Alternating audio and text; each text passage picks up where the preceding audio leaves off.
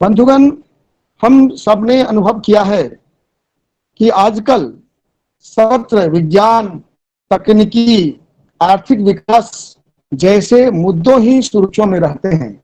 इसी पर वेबिनार एवं समारोह आयोजित किए जाते हैं। समाचार तंत्र, चाहे प्रिंट मीडिया हो, इलेक्ट्रॉनिक मीडिया हो या सोशल मीडिया हो, राजनीति, खेल, फिल्म, अपराध जैसे विषयों तक ही सीमित रहते हैं या कुछ कहानियों, कविताओं को सीरियल के रूप में दिखाने का काम करते हैं। लेकिन इन सभी विकासों के पीछे जो कारक तत्व है जिससे हम इसे हासिल कर सके, उसकी चर्चा नहीं होती, उसे हाशिए में रख दिया गया है। और ऐसे विषय पर आप लोग वेबिनार आयोजित कर रहे हैं, आप निश्चित रूप से धन्यवाद के पात्र हैं। जब चर्चा होती है विकास की, आज जो जिस विकास की बात हम लोग कर रहे हैं, तो मुझे याद आती है माननीय कलेक्टर सिंह केसरी की वह पंक्ति, सृष्टा सदा सृष्टि में छिपा, सृष्टा सदा सृष्टि में छिपा, कला ही मुख्य कलाविद कौन। जो कला है वह मुख्य हो गया है, उसकी चर्चा सर्वत्र हो रही है, लेकिन जो इसके कलाकार हैं, जिस कारण से ये हो रहा है, उसको लोगों ने भुला दिया है, उस पर चर्चा नहीं हो रही है। शायद आज के जमाने के लोग यह महसूस नहीं कर पा रहे हैं, यह पूरी जमहूरियत भारत भौतिक विकास के जिस अंधकूप की ओर तेजी से भागी जा रही है, इस विकास के लिए उत्तरदायी एवं इसको नियंत्रित करने वाला जो मूल कारक है, जिसने इस विकास को जन्म दिया है और जो अभी इसके दौर को नियंत्रित कर सकता है, वह अभी भी हमारे सोच में नहीं, मुख्य भूमिका में नहीं आ रहा है। और उस कारक की डोर काटकर मेरी मान्यता है मानव विनाश की ओर तो जा सकता है, और शायद जा भी रहा है। विकास की कल्पना भी नहीं की जा सकती, विकास की कल्पना नहीं की जा सकती। मान्यवर, ये तो बहुत ही गूढ़ विषय है, और अभी भाषा के बड़े बड़े विद्वान लोग, साहित्यकार लोगों ने बहुत ही सुंदर ढंग से उसका जो तथ्य है, जो वास्तविक अर्थ है, उसको आपके सामने रखा है। मैं भी उसका लाभ उठा रहा हूं, उठाया हूं। मैं तो साहित्य का, भाषा का आदमी नहीं हूं, विज्ञान का छात्र हूं, भाषा प्रेमी अवश्य हूं, लेकिन दैनंदिन जीवन में मैंने जो भाषा, साहित्य और संस्कृति को जिया है, मैं उस अनुभव को आपके सामने रख सकता हूं। उसमें विद्वता की बात नहीं होगी, विद्वता की बात नहीं होगी, अनुभव की बात लेकिन है, जो मैंने अनुभव किया है। हो सकता है वो आपको अच्छा नहीं लगे, आपको आपके थ्योरी से मैच नहीं करे, इसके लिए मुझे क्षमा करेंगे, हम लोग फिर इस पर बात करेंगे। तो सबसे पहले, अभी हमारे पूर्व वक्ता ने कहा था कि वास्तव में भाषा, साहित्य और संस्कृति तीनों ऐसे विषय हैं, इस एक विषय पर महीनों तक सेमिनार किया जा सकता है, और तीनों को समेटकर एक दिन में जो गागर में सागर भरने का काम टीपी कॉलेज के आयोजकों ने किया है, इसके लिए आप अस्तित्व हैं वास्तव में। और आप मैंने देखा है कि जो जिन लोगों को आपने बुलाया है, वो बखूबी अपने कर्तव्य का निर्वहन भी कर रहे हैं। मैं तो उसमें कहीं भी नहीं फिट कर रहा हूं, लेकिन आपका आमंत्रण है तो मैं कुछ बोलता हूं। भाषा क्या है? सामान्य रूप से हम लोग मानते हैं कि संवाद संप्रेषण के माध्यम को भाषा कहते हैं, संवाद संप्रेषण के माध्यम को भाषा कहते हैं। यह बात भी सही है, लेकिन जिस भाषा की चर्चा आज यहां हो रही है, जिस भाषा से साहित्य और संस्कृति संबद्ध है, वह शायद संवाद संप्रेषण नहीं है।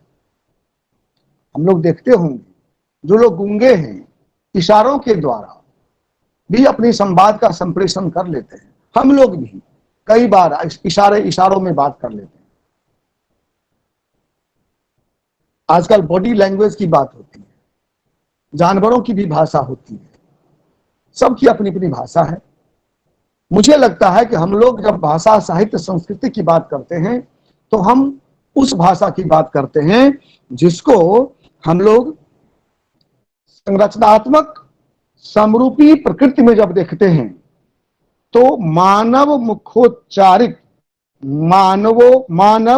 मुखोच्चारित यादृच्छिक ध्वनि प्रतीकों की व्यवस्था। भाषा मानव मुखोच्चारित यादृच्छिक ध्वनि प्रतीकों की व्यवस्था, मानव भाषा की बात हम लोग करते हैं जो ध्वनि से उत्पन्न हो रहा है, और उसका विषम रूपी प्रयोजन परक स्वरूप संरचनात्मक स्वरूप हुआ, और प्रयोजन परक स्वरूप है समुदाय विशेष के विचार विनिमय का साधन है भाषा। समुदाय विशेष के विचार विनिमय का साधन है भाषा। संवाद संप्रेषण की समस्त प्रक्रियाएं इस परिभाषा के अनुसार भाषा नहीं है। भाषा वैज्ञानिकों ने जो भाषा के दो रूप हैं, एक वाचिक रूप है, एक लिखित रूप है। भाषा वैज्ञानिक मानते हैं कि वाचिक रूप ही मूल भाषा है, लिखित रूप तो उसका मात्र प्रतिलिपि है। ये विवाद का विषय है, ये भाषा शास्त्रों का विषय है, मैं उसमें जाना नहीं चाहता हूं। तो भाषा, साहित्य, संस्कृति, पूर्व वक्ता भी ने भी कहा, मैं भी मानता हूं कि ये तीनों स्वायत्त संस्थान हैं, अलग अलग हैं, सबका अपना अस्तित्व है, लेकिन वास्तव में ये तीनों आपस में एक दूसरे से पूर्ण रूप से संबद्ध हैं। अलग अलग होते हुए भी, अपना अस्तित्व रखते हुए भी आपस में पूर्ण रूप से संबद्ध हैं। इन तीनों संस्थानों में मेरे विचार से भाषा की भूमिका और उसका महत्व सबसे प्रमुख है। भाषा, साहित्य और संस्कृति में सबसे प्रमुख है हमारी भाषा, क्योंकि समस्त साहित्य एवं संस्कृति की पहचान, समस्त साहित्य एवं संस्कृति की पहचान भाषा से ही होता है। साहित्य एवं संस्कृति का स्वरूप, किसी भी साहित्य का स्वरूप, संस्कृति का स्वरूप भाषा द्वारा ही निर्धारित होता है। भाषा किसी भी समाज, समूह या राष्ट्र की सभ्यता, संस्कृति, साहित्य और समृद्धि का कारण भी है और प्रमाण भी है। भाषा ही प्रमाणित करती है कि कोई समुदाय, कोई समूह या कोई राष्ट्र कितना समृद्ध है, प्रगति के किस रास्ते पर है, यह भाषा से परिलक्षित होता है। तो वह राष्ट्र की सभ्यता, संस्कृति, साहित्य और समृद्धि का कारण भी है और उसका प्रमाण भी। विज्ञान युग का मानव सागर के तल से चांद सितारों तक पहुंचने लायक बन गया। सागर के तल तक पहुंच गया, देख लिया क्या सब है, और चांद सितारों तक पहुंच गया। क्या ये बिना भाषा के संभव था? वैज्ञानिक विकास की गाथा, विज्ञान की उपलब्धि का फॉर्मूला कैसे संप्रेषित होता है? भाषा से। विज्ञान के लोग यही इतराते हैं कि मैंने यही विकास कर लिया, सोच कर देखिए, भाषा को हटा दीजिए, फिर क्या होगा। तो विज्ञान युग का मानव सागर के तल से जो चांद सितारों तक पहुंचने लायक बना है, वह भाषा के बिना संभव नहीं था। भाषा ही अपनी व्यावहारिक क्षमता के द्वारा, व्यवसाय जो हो रहा है, क्या व्यवसाय बिना भाषा के होगा? व्यापारिक, औद्योगिक गतिविधियां, इस सभी का आधार तो भाषा ही है। भाषा ही मानव के समृद्धि, प्रगति और उन्नति की पर्याय है। आप सोचिए गंभीरता से, भाषा के बिना न व्यवसाय हो सकता है, न कोई व्यापार हो सकता है, न कोई उद्योग चल सकता है, न कोई वैज्ञानिक विकास हो सकता है, सबके मूल में भाषा है, सबकी पर्यायी भाषा है। वैसे साहित्य में जब आते हैं हम, मैं पहले बोल चुका हूं कि मैं विद्वानों वाला साहित्य की बातें करूंगा, मैं तो जो साहित्य को अनुभव करता हूं ऐसा बोलूंगा, इसे क्षमा करिएगा। हमने सुना है बचपन से, साहित्य समाज का दर्पण है। साहित्य समाज का दर्पण है, मतलब साहित्य में समाज अपना चेहरा देख सकता है। इसका मतलब क्या हुआ कि समाज में जो घटित हो रहा है घटनाएं, वह साहित्य में परिलक्षित हो रहा है। तो समाज के अनुभूतियों, समाज के मनोभावों, समाज के क्रियाकलापों का दस्तावेज है साहित्य। दस्तावेज है, उसमें लिखा है। साहित्य जो कहता है वह पता चलता है तो वहां का समाज कैसा है, क्या कर रहा है, क्या सोच रहा है। हम साहित्य मानव के जीवन के उच्चादर्शों को दिशा देने वाला नियंत्रक भी है, सिर्फ दस्तावेज नहीं है। सिर्फ वो क्या घटता है सो नहीं लिखता है, समाज ये भी लिखता है कि समाज होना कैसे चाहिए। समय कम है इसलिए मैं बहुत विस्तार में नहीं जाऊंगा, लेकिन दो उदाहरण से मैं बताना चाहता हूं कि समाज का दर्पण कैसे है। तो दुष्यंत कुमार का वह लाइन कि कहां तो तय था चिरागा हर घर के लिए, कहां तो तय था चिरागा हर घर के लिए, कहां चिराग मैसर नहीं शहर के लिए। यह दर्पण का काम करती है समाज, दिखाती है कि समाज का क्या स्थिति, समाज की क्या स्थिति है। और समाज का दिशा निर्देशक है कैसे, तो दिनकर की पंक्तियां, ऊंच नीच का भेद न जाने वही श्रेष्ठ ज्ञानी है। ऊंच नीच का भेद न जाने वही श्रेष्ठ ज्ञानी है, दया धर्म जिसमें हो सबसे पूज्य प्राणी है। तो एक तरफ समाज का दर्पण है, समाज को अपना चेहरा दिखाता है, और दूसरी तरफ समाज को निर्देशित भी करता है, दिखाता है, रास्ता मार्गदर्शन का काम भी करता है। कुछ लोगों के मन में है कि साहित्य मनोरंजन का साधन है। साहित्य वास्तव में कथा, कविता, नाटक, समालोचना, यात्रा वृत्तांत, आत्मकथा के द्वारा निष्पादित होता है। साहित्य उसमें कुछ मनोरंजन भी होता है, लेकिन साहित्य मात्र आत्म मनोरंजन की वस्तु नहीं है। साहित्य का दायित्व मूल रूप में भाषा का संरक्षण भी है। भाषा का संरक्षण साहित्य के माध्यम से होता है। साहित्य में विकृति आने से भाषा विकृत होती है। तो साहित्य का दायित्व मूल रूप में भाषा का संरक्षण, संस्कृति का संवहन। संस्कृति का संवाहक है भाषा, उसको आगे ले चलता है, आने वाली पीढ़ी को बताता है, दिखाता है कि संस्कृति कैसा था हमारा, हमें कैसे करना है। साहित्य सामाजिक चेतना का भी वाहक है। सामाजिक चेतना उत्पन्न करना भी साहित्य का काम है। कई बार साहित्य ने कई तरह के आंदोलन को भी जन्म दिया है, संरक्षित किया है। राजनीति की दशा का आकलन एवं उसे सही निर्देश प्रदान करना भी साहित्यकारों का काम है, और साहित्य ने बखूबी इसको किया है। अब मैं आता हूं संस्कृति क्या है।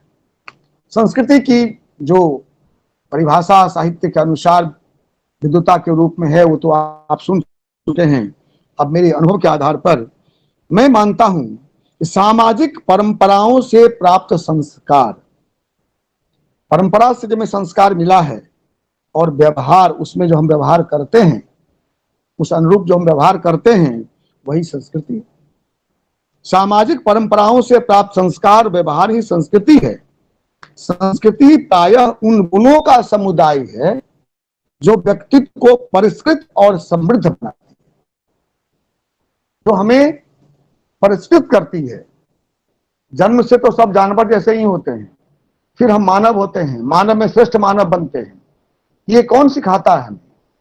तो संस्कृति उन गुणों का समुदाय है जो व्यक्तित्व को परिष्कृत और समृद्ध बनाती है। संस्कृति मानव के चिंतन एवं सर्जन की वे क्रियाएं हैं। हमारा चिंतन है, वो संस्कृति है। आजकल संस्कृति का भी उपयोग लोग कर रहे हैं, ये ईस्टर्न कल्चर, ये वेस्टर्न कल्चर, ये पॉप कल्चर, कुछ भी बोलते हैं। लेकिन हम लोग जिस संस्कृति की चर्चा आज यहाँ कर रहे हैं, वह संस्कृति मानव के चिंतन एवं सर्जन की वे क्रियाएं हैं जो मानव को अन्य प्राणियों से श्रेष्ठ बनाती है।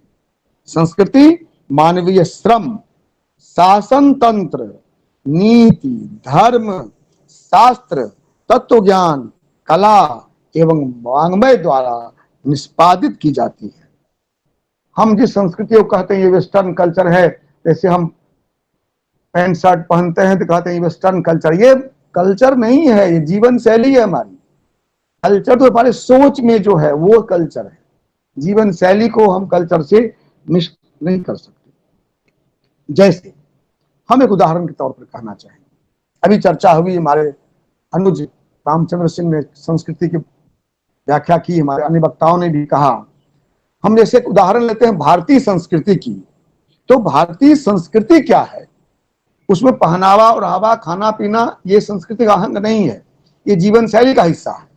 भारतीय संस्कृति के बारे में कहता हूं, अभयं सत्व संशुद्ध ज्ञान योग व्यवस्थिति, अभयं सत्व संशुद्ध ज्ञान योग व्यवस्थिति, दानं दमश्च यज्ञश्च स्वाध्यायस्तप आर्जवम, दानं दमश्च यज्ञश्च स्वाध्यायस्तप आर्जवम, अहिंसा सत्यम क्रोधस्त्यागः, अहिंसा सत्यम क्रोधस्त्यागः, शांतिर्पैशुनम, दया भूतेष्व लोलुप्त्वं, दया भूतेषु लोलुप्त्वं, मार्दवं ह्रीर चापलम, दया भूतेषु लोलुप्त्वं, मार्दवं ह्रीर चापलम, तेजः क्षमा धृतिः शोचम द्रोहो नाति मानितम्, तेजः क्षमा धृतिः शोचम द्रोहो नाति मानितः मानितः, भवन्ति संपदं देवीं विजातस्य भारत, भवन्ति संपदं देवीं विजातस्य भारत। ये हमारे भारत की संस्कृति है। ऐसे ही सब समाज की अपनी अपनी संस्कृति है। संस्कृति की विरासत साहित्य में संयोजित रहता है। जब साहित्य समाज का दर्पण है तो साहित्य के संस्कृति को भी साहित्य अपने में संयोजित करता है। और साहित्य की अभिव्यक्ति कैसे होगी? साहित्य को हम कैसे एक्सप्रेस कर सकते हैं? भाषा में। तो संस्कृति की विरासत साहित्य में संयोजित रहता है और साहित्य की अभिव्यक्ति भाषा में होती है। तो बताइए अब ये तीनों अलग अलग कैसे हैं? इन तीनों में अन्योन्याश्रय संबंध है। कोई किसी के बिना अधूरा है, अकेला अकेला। सब तीनों आपस में मिला हुआ है।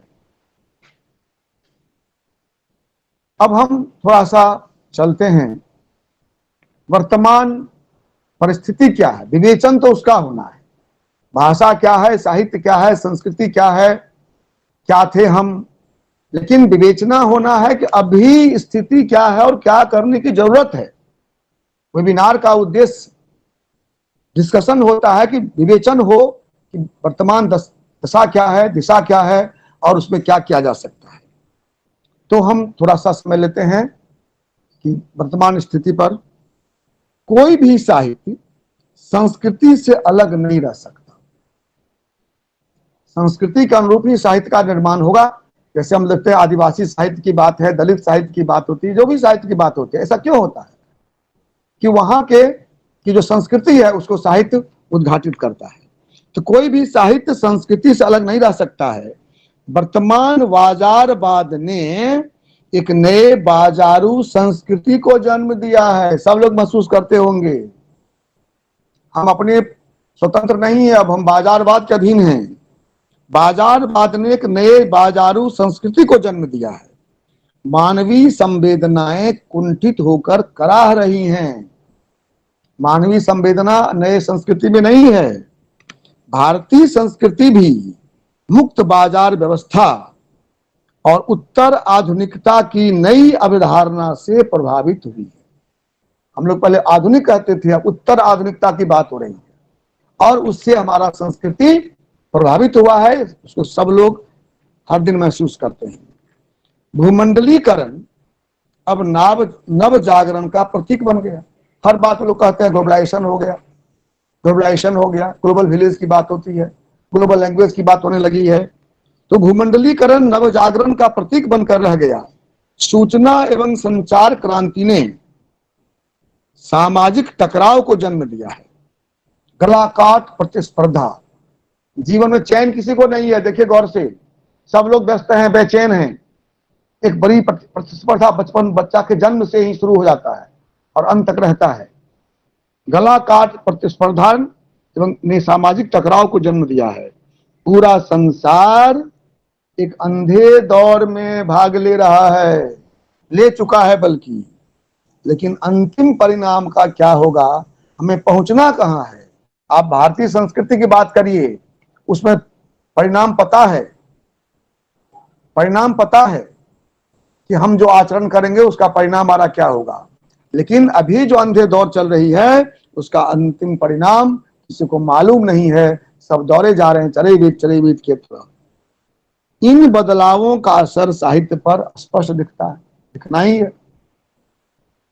ये जो बदलाव हो रहे बाजारवाद का, अब हम दृश्य माध्यमों से जुड़ गए हैं। साहित्य तो पहले पढ़ते थे, पढ़कर एक कल्पना दिमाग में करते थे, मस्तिष्क को, हृदय को झिंझोरता था साहित्य। अब साहित्य दृश्य माध्यमों से जुड़ गया है। परिकल्पना का सच सामाजिक जीवन के सच का जगह ले रहा है। वहां जो परिकल्पना दिखाता है टीवी पर या मीडिया में, उसको लोग नकल करते हैं, उसको आदर्श मानने लगे हैं। तो सोचिए, इस तरह स्वप्न में जीने वाला आदमी यथार्थ से संघर्ष कैसे कर सकता है। मतलब पिछला साहित्य था वो यथार्थ से जुड़ा हुआ था। अब किसी का साहित्य पढ़िए, रेणु को पढ़िए, प्रेमचंद को पढ़िए, नागार्जुन को पढ़िए, दिनकर को पढ़िए, उसमें सामाजिक सच्चाई थी। और उस सच्चाई, उस साहित्य को पढ़कर लोग जीवन के संघर्ष को समझते थे। आजकल जो हम टीवी पर देखते हैं, उस परिकल्पना से बनाने वाला आदमी, आज का जो युवा पीढ़ी है, वह जीवन के सच्चाई से संघर्ष नहीं कर पाएगा। और उसका परिणाम देख रहे हैं कि आईएएस बन कर लोग सुसाइड कर रहा है। आजकल साहित्य भी उपभोग की वस्तु बन गई, उपभोग की वस्तु बन गई, वस्तु बनकर रह गई, माल बन गई, बिकने वाला माल। किताबों से अधिक अखबार पढ़े जा रहे हैं, मंच से अधिक लोग टेलीविजन देख रहे हैं। संस्कृति में इस परिवर्तन का असर साहित्य पर पड़ा है, इसलिए साहित्य का स्वरूप भी बदल रहा है।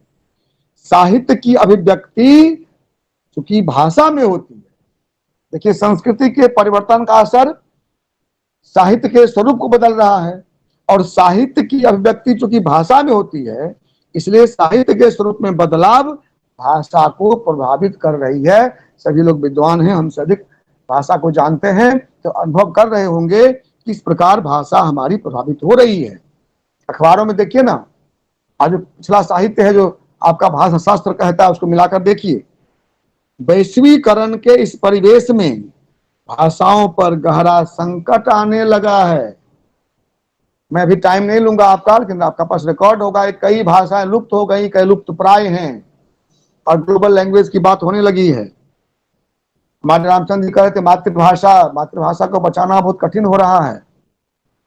अब कोई भाषा के मानक स्वरूप की बात तक नहीं करता है, क्योंकि प्रचलित जो भाषाएं हैं उसमें इतनी विसंगतियां आ गई हैं कि लोग अब चर्चा नहीं कर रहे हैं कि मानक क्या है भाषा का। लिखित साहित्य की जगह अब बोलने एवं दिखने वाला साहित्य अधिक लोकप्रिय है। अब लोग किताब नहीं पढ़ना चाहते हैं, टीवी पर देखते हैं, सोशल मीडिया पर देख लेते हैं। अब बेची जाने वाली भाषा ही साहित्य बन गई। साहित्य वो हो गया जिसको ग्राहक हो, जो बिक सके। उस तरह से साहित्य का सर्जन होने लगा है कृत्रिम रूप से। तो इस स्थिति में साहित्य के संरचना पर कोई चर्चा नहीं हो सकता। टेलीविजन की भाषा साहित्य में साहित्यिक विकृति स्पष्ट देखा जा सकता है। दृश्य माध्यमों के द्वारा घटिया लोक लुभावन साहित्य उत्पादित हो रहा है। महसूस कर रहे होंगे आप लोग। प्रेमचंद्र और निराला जैसे बड़े लेखकों के साहित्य में भी अब पाठकों की रुचि नहीं है। जो समाज से जुड़ा हुआ साहित्य था, अब तो अभिजात्य वर्ग का टीवी पर आता है सीरियल, वो देखते हैं लोग। और दूसरी समस्या हो रही है अंग्रेजी की। एक अंतर्राष्ट्रीय भाषा के रूप में वह सभी भाषाओं के भीतर प्रवेश किए जा रही है। हिंदी में भी इतनी अंग्रेजी मिश्रित हो गई है आज के भाषा में, जिससे उसे हिंदी कहने में संकोच होता है। वैसे मैं इस बात को मानता हूं कि दूसरे भाषाओं के शब्द आ गए तो ये बुरी बात नहीं है, इससे हमारे शब्द का भंडार बढ़ता है। इन बाहर से कुछ आ जाना और भाषा के स्वरूप पर कब्जा करना दोनों अलग अलग चीज है। तो पहले तत्सम देशज, तत्सम तद्भव देशज विदेशी की बात होती थी। विदेशी शब्द को हम ग्रहण करते थे। जब तक कोई बात हम करते रहते तब तक ठीक है, और जब वो हम पर हावी हो जाता है तब वो खराब हो जाता है। तो अब अंग्रेजी को हम नहीं ला रहे हैं, अंग्रेजी घुस गई है और हमारे भाषा पर आक्रमण कर रही है। इसलिए जो पाठक थे सो दर्शक बन गए, श्रोता बन गए। तो इसलिए उन दर्शकों और श्रोताओं का भाषा का स्तर भी गिरता जा रहा है। सूचना क्रांति की नई चुनौतियां सामने आ रही हैं। साहित्य के मैदान में नए नए आतंकवादी प्रवेश कर गए हैं। सिर्फ देश की सीमा पर आतंकवाद नहीं हो रहा है, साहित्यकार लोग बैठे हैं। सोचिए ध्यान से, हमारे साहित्य के भीतर भी आतंकवाद घुस गया है। कई साहित्यकार हमारे हैं जो इन आतंकवादियों संघर्ष कर रहे हैं, लेकिन कुछ लोग ऐसे भी हैं जिन्होंने इनके सामने अपने हथियार डाल दिए, इनसे समझौता कर लिया। साहित्य को जिंदा रखने के लिए सही बात है कि जब आजारवाद हर क्षेत्र में आ गया है तो साहित्य उससे अछूता नहीं रह सकता। इसलिए साहित्य को जिंदा रखने के लिए बाजार से जुड़ना जरूरी है। और जब बाजार से जुड़ना साहित्य की मजबूरी है, स्वाभाविक है बाजार साहित्य का अपने लिए उपयोग करेगा ही। ये तो सच्चाई है। इस बीच रास्ता खोजना होगा साहित्यकार लोगों के लिए, यह प्रश्न है। तो साहित्य को जिंदा रखने के लिए बाजार से जुड़ना अगर जरूरी है तो निश्चय ही बाजार भी अपने हितों के लिए साहित्य का इस्तेमाल करेगा ही। दृश्य संसार, विजिबल वर्ल्ड, साहित्य के अदृश्य संसार को, जो इनविजिबल था, उस पर हावी होता जा रहा है। अब साहित्य को विज्ञान के माध्यमों को अपनाए बिना अपना अस्तित्व बनाए रखना मुश्किल लग रहा है। साहित्य को विज्ञान के माध्यमों का उपयोग अपनाए बिना अपना अस्तित्व बनाए रखना मुश्किल लग रहा है। साइबर साहित्य की बात की जाने लगी है, साइबर लिटरेचर शुरू हो गया है। साहित्य में भी नएपन को सामने रखने के सारे विकल्प खोल दिए हैं। साहित्य भी खोल दिया, तैयार है, हम चलेंगे तुम्हारे साथ बाजार में, चलो कहां तक जाओगे तुम। साहित्य के फिल्मीकरण की शुरुआत हो गई है। अब फिल्मों के साहित्य को ही लोग साहित्य मानने लगे हैं। नई पीढ़ी के लोग आजकल साहित्यकार गण भी अपनी साइट बनाकर उस पर अपना साहित्य डाल रहे हैं। साहित्य को कंप्यूटर पर डालने का प्रयास को क्या बोलेंगे बताइए? यह तो साहित्य को बाजारवाद से जोड़ना ही है ना। साहित्य उद्योग का दर्जा प्राप्त किए जा रहा है। अब यह भी उद्योग हो गया है जिससे कमाई जा सकती है, सब लोग जानते हैं। प्रायोजित कार्यक्रमों की बाढ़ आ रही है। या तो साहित्य सृजन टेलीविजन या मीडिया के लिए किया जा रहा है, या ये मीडिया वाले क्लासिकल साहित्य में नमक तेल मिर्च मसाला मिलाते हैं उसको लोकप्रिय बनाने के लिए, और उसको समाज को परोस रहे हैं। मीडिया के माध्यम से बाजारवाद साहित्य के लिए अनिवार्य बन गया है। अब तुलना करिए बाजारवाद और अर्थात साहित्य में। नागार्जुन का चेहरा याद करिए और कुमार विश्वास का याद करिए, देख लीजिए क्या अंतर हुआ है अर्थात साहित्य में और बाजारू साहित्य में। बाजारवाद ने साहित्य के संप्रेषण को ही नहीं, ये खतरनाक बात है, बाजारवाद ने साहित्य के संप्रेषण को ही नहीं, केवल शब्द को ही नहीं, उसकी संस्कृति को ही बदल दिया है। इस तरह संस्कृति और भाषा दोनों बाजारवाद से गहराई से जुड़ गए। संस्कृति और भाषा दोनों बाजारवाद से गहराई से जुड़ गए हैं। बाजारवाद साहित्य को लोकप्रिय साहित्य में बदल रहा है, सही बात है। बाजारवाद साहित्य को लोकप्रिय साहित्य में बदल रहा है, और यह लोकप्रिय साहित्य लेकिन विचारहीन मनोरंजन की तरह सामने आ रहा है। लोकप्रियता तो हो रही है, लेकिन विचारहीन साहित्य का सृजन हो रहा है। इसका समाज पर नकारात्मक प्रभाव पड़ रहा है। देखिए समाज में क्या प्रभाव पड़ा है उसका। अब संस्कृति ही संस्कृति बनती जा रही है। अभी हमारे विद्वान वक्ता लोग संस्कृति का परिभाषित किए हैं, वो संस्कृति और अभी जो समाज में दिखने को मिलता है हमें मीडिया के से उतारा गया संस्कृति, उसको मिलाकर देखिए तो अब संस्कृति ही संस्कृति बनती जा रही है। और खिचड़ी भाषा का जन्म हो रहा है, सब भाषा में घुस रहा है, सब खिचड़ी भाषा का जन्म हो रहा है। विदेशी शब्दों का आना भाषा, मैंने पहले कहा, भाषा के शब्द भंडार को वृद्धि करता है, परंतु उसका भाषा के स्वरूप पर आक्रमण भाषा के अस्तित्व के लिए खतरनाक साबित हो सकता है। साहित्य को बाजारवाद से जुड़े रहकर भी, अब मैं अंत करता हूं, मैंने समय बहुत ले लिया, मैं क्षमा चाहता हूं, अंतिम है मेरा सुझाव, कहिए इसको। साहित्य को बाजारवाद से जुड़े रहकर भी अपना अलग अस्तित्व बनाए रखना सीखना होगा।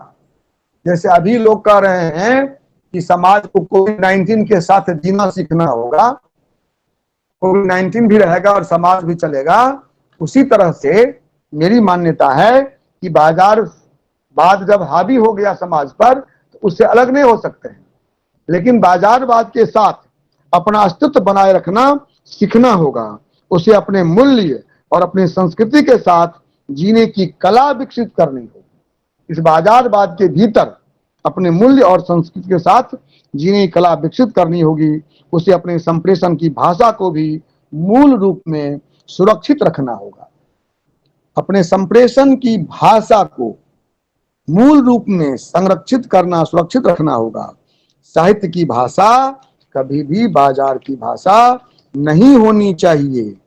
और अंत में मैं ये दो पंक्ति कहना चाहूंगा कि हमारी जो प्राचीन संस्कृति थी वह थी, साईं इतना दीजिए जामे कुटुंब समाए, मैं भी भूखा ना रहूं साधु न भूखा जाए। ये हमारी प्राचीन संस्कृति थी, जो संतोष था, संतोषं परमं धर्म कहते थे हम लोग। और आज की संस्कृति कहां जा रही है? किसको फिक्र है कि गुल खिले गुलशन में और बाहर आए? दुनिया का कोई नहीं सोच रहा है, भौतिकवादी इस स्टेट में सब अपना अपना सोच रहा है। किसको फिक्र है कि गुल खिले गुलशन में और बाहर आए? सबको फिक्र है कि गुलशन जेरे अख्तियार आए। सबको फिक्र है कि गुलशन जेरे अख्तियार आए। ये गलाकाट प्रतिस्पर्धा जो चल रही है दुनिया में, इस पर सोचने समझने की जरूरत है। हम सभी विद्वान लोगों से आग्रह करते हैं इस प्रकार के सेमिनार बार बार आयोजित किए जाएं, और उसमें अभी वर्तमान जो स्थिति है भाषा की, साहित्य की, संस्कृति की, उस पर विशद विवेचना हो और हम क्या कर सकते हैं उसके लिए इसका एक मार्गदर्शन भी विद्वज्जन करें। इसी के साथ मैं फिर से आयोजकों को बहुत बहुत धन्यवाद देता हूं। इतने विद्वानों के बीच आपने मुझे सुनने का मौका दिया और अपनी बात रखने का मौका भी दिया। मैंने पहले ही कहा कि इसमें कोई ज्ञान की बात नहीं है, क्योंकि मैं बहुत ज्ञानी भाषा का हूं नहीं, मैं तो विज्ञान का छात्र हूं। मैंने जो समाज में देखा, जो देखता हूं, अपना अनुभव आपके साथ शेयर कर रहा हूं। अगर वो ज्ञान के बातों से कहीं मेल नहीं खाता हो उसके लिए क्षमा करेंगे। बहुत बहुत धन्यवाद।